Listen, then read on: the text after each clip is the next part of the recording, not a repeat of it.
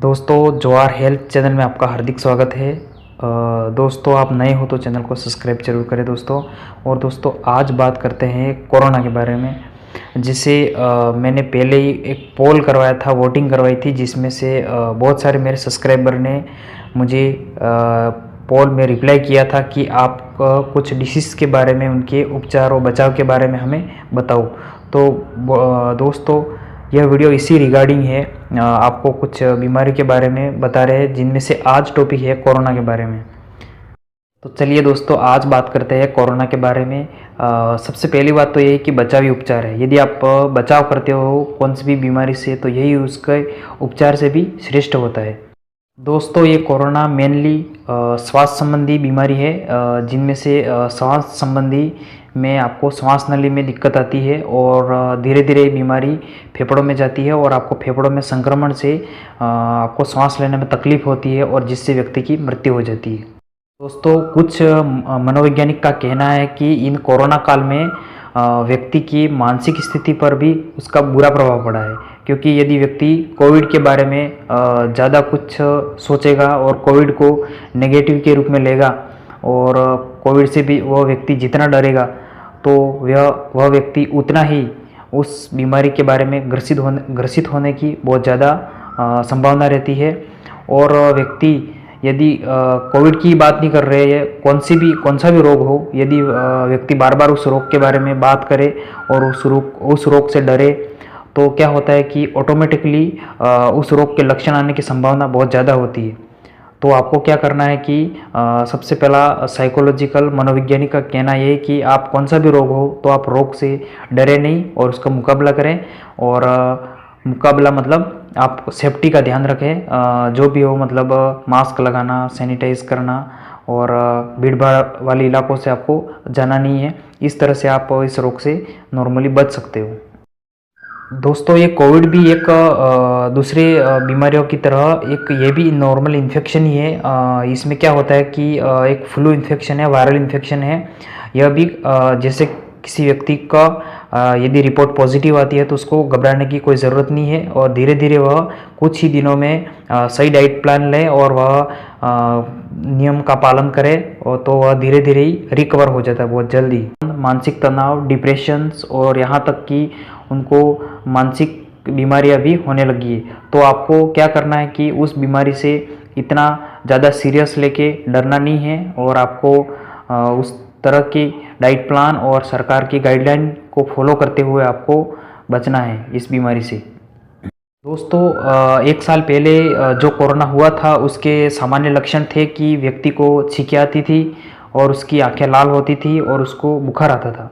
तो अब ये जो सेकेंड काल का जो कोरोना आया है उसके कुछ लक्षण अलग है, जिसमें से खास करके तो दोस्तों इसी तरह से कोरोना के नए लक्षण में कुछ डॉक्टर्स का कहना है कि उसमें व्यक्ति को क्या होता है कि केवल सर दर्द रह सकता है और केवल पेट दर्द ही रह सकता है और उसको बदन दर्द हो सकता है, या यहाँ तक कि व्यक्ति को दस्त भी लग सकती है।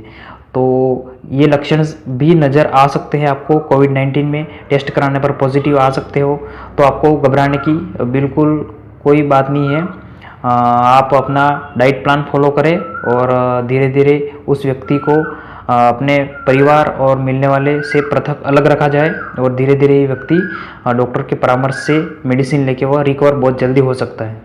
तो दोस्तों एक साल पहले जो कोविड-19 हुआ था उसमें से क्या होता था कि व्यक्ति को उसमें कोरोना पॉजिटिव रिपोर्ट आने पर व्यक्ति की श्वास नली और यहाँ तक कि व्यक्ति को छींकें आती थी, वह बुखार आता था। अब जो कोरोना पॉजिटिव आ रहे हैं उन व्यक्ति के कोविड-19 के जो वायरस होते हैं वह पूरे शरीर में और दूसरे ऑर्गन में वो जल्दी से फैल जाते हैं। तो इससे आपको बचने के लिए डॉक्टर से जल्दी कंसल्ट करके आपको मेडिसिन शुरू कर देनी है।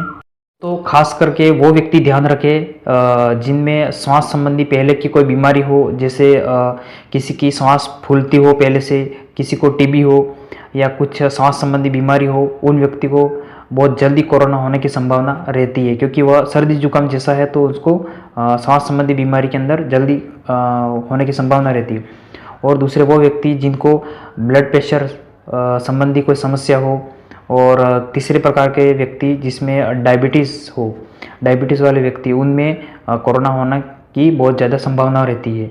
और क्योंकि उनमें उनमें क्या होता है कि कोरोना होने पर व्यक्ति की ऑक्सीजन लेवल लो चला जाता है और जिससे व्यक्ति की सांस लेने में तकलीफ हो जाती है। तो यही उसके मेन लक्षण हैं। यदि कि आपको मास्क लगाने की ज़रूरत हो तो ही मास्क लगाए, फालतू आप मास्क नहीं लगाए। जैसे ज़रूरत मतलब आप कहीं बाहर जा रहे हो, मार्केट जा रहे हो या भीड़ भाड़ वाले इलाके पे कहीं जा रहे हो तो ही आपको मास्क लगाने की ज़रूरत है। अकेले व्यक्ति यदि हो तो आपके पास कोई नहीं हो तो आप मास्क बिना मतलब के मास्क नहीं लगाए।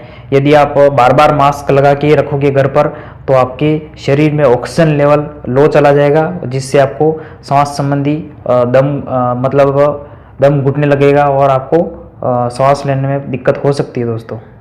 और दोस्तों, यदि किसी व्यक्ति की गलती से कोरोना रिपोर्ट पॉजिटिव आ जाती है तो उसको कोई घबराने की कोई ज़रूरत नहीं है और उसको बार बार कोरोना के बारे में बातें नहीं करनी है और उसको अपने माइंड में पॉजिटिव वे लेना है कि यदि उसको कोरोना हो गया है तो बहुत जल्दी रिकवर हो जाए।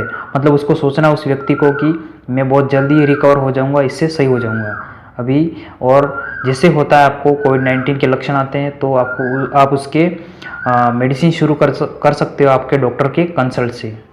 तो दोस्तों, आप इसी तरह से इस कोविड-19 के वायरस से बच सकते हो। दोस्तों, आपको क्या करना है कि सरकार के नियम गाइडलाइंस का पालन करना है और आपको सैनिटाइज व मास्क का उपयोग करना है और ज़्यादा भीड़ भाड़ वाले इलाके पे आपको बिल्कुल ही नहीं जाना है।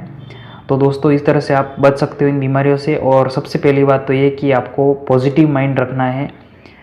तो दोस्तों, सबसे पहली बात तो ये कि आपको उस बीमारी के बारे में जानकारी रखनी है और आपको सावधानी रखनी है और आपको इस बीमारी से डरना बिल्कुल नहीं है।